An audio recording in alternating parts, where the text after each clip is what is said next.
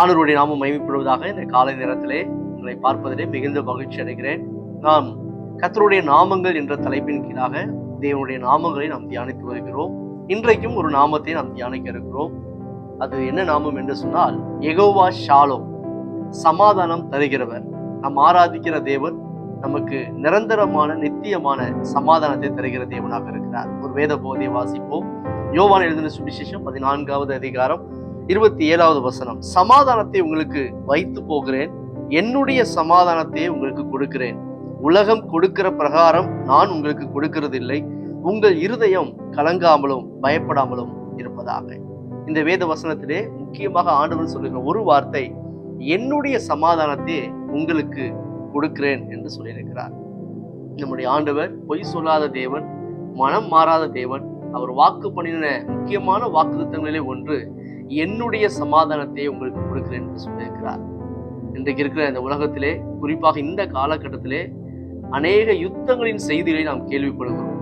நிறைய நாடுகளுக்கு இடையே யுத்தங்கள் நடைபெறுகிறது என்று அந்த செய்தியை கேள்விப்படும்போது நம்முடைய உள்ளமெல்லாம் கலங்குகிறது, வேதனைப்படுகிறது.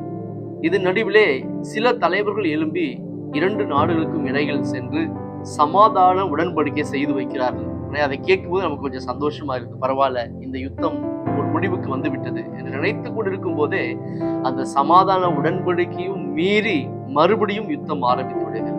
அதனாலதான் ஆண்டவர் சொன்னார், உலகம் கொடுக்கிற பிரகாரமாக நாங்கள் உங்களுக்கு கொடுக்கிறது இல்லை, என்னுடைய சமாதானத்தை உங்களுக்கு கொடுக்கிறேன் என்று சொல்லியிருக்கிறார். இந்த உலகத்திலே நாம் அநேக நேரத்திலே இந்த சமாதானத்தை, அந்த இன்னர் பீஸ், உள்ளான அமைதியை தேடி நாம் அநேக நேரத்தில் ஓடிக்கொண்டே இருக்கிறோம். இந்த அமைதி நமக்கு கிடைத்து விடாதா என்று சொல்லி அதுக்காக பல முயற்சிகளை செய்கிறோம். இந்த இடத்துக்கு சென்றால் நமக்கு அமைதி கிடைத்துவிடும், அது இதை செய்தால் அதை செய்தால் எனக்கு அமைதி கிடைத்துவிடும் என்று சொல்லி இந்த உலக மக்கள் அநேக வழிகளை தேடி ஓடிக்கொண்டிருக்கிறார்கள். நாமும் கூட நிறைய நேரத்துல ஓடிக்கொண்டிருக்கும் சமாதானத்தை தேடி. ஆனால் தேவன் ஒரு அருமையாக வாக்கு பண்ணியிருக்கிறார், என்னுடைய சமாதானத்தை உங்களுக்கு கொடுக்கிறேன். தேவன் கொடுக்கிற சமாதானம் நிரந்தரமானது, நித்தியமானது என்பதை நாம் ஆழமாக விசுவாசிக்க வேண்டும். அவருடைய சமாதானத்தை நாம் கேட்டு பெற்றுக்கொள்ள வேண்டும். அந்த சமாதானத்தை நாம் காத்து கொள்ள வேண்டும். உலகத்தில் நடக்கக்கூடிய எந்த விதமான கடினமான காரியங்களும் நம்மை பாதிக்காத வண்ணம் கர்த்தர் நம்மை பாதுகாக்க அவர் வல்லமையுள்ளவராக இருக்கிறார். வேதத்திலே பார்க்கும்போது சீஷர்களும் கூட இயேசு மரித்து உயிர் தெழுந்த பின்பதாக அவர் சரீரம் காணப்படாமல் போனதை குறித்து பயந்து நடுங்கிக் கொண்டிருந்தார்கள். அந்த நேரத்திலே இயேசு அவர்கள் தங்கியிருந்த அறைக்குள்ளாக வந்து, உங்களுக்கு சமாதானம் என்று சொன்னார், கலங்காமல் பயப்படாமல் இருங்க என்று சொன்னார். அதே போல இந்த காலை நேரத்தில் தேவன் நமக்கு வாக்கு பண்ணியிருக்கிறார். நீங்களும் அநேக காரியங்களை குறித்து இந்த காலை நேரத்தில் கலக்கத்தோடு பயத்தோடு சமாதானமின்மையோடு இருக்கிறீர்களா?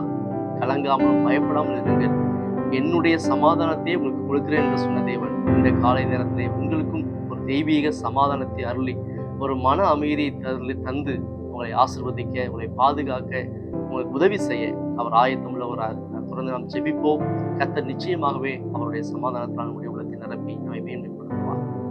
எங்களை அதிகமாக நேசிக்கிற அன்பின் தகப்பனே, இந்த காலை நேரத்திலே இந்த வார்த்தையை கேட்டுக்கொள்கிற நம்முடைய பிள்ளைகள் ஒவ்வொருவருக்கும் நீர் வாக்கு பண்ணின உம்முடைய சமாதானத்தை தந்தருளுவீராக. எந்தெந்த காரியத்தை குறித்து கலக்கத்தோடு இருக்கிறார்களோ அதிலிருந்து ஒரு பெரிய மன அமைதியை தந்தருள போவதற்காக நன்றி செலுத்துகிறோம். ஆசீர்வதிங்க. இயேசுவின் நாமத்தில் ஜெபிக்கிறோம் நல்ல பிதாவே. ஆமென். Thank you. God bless you.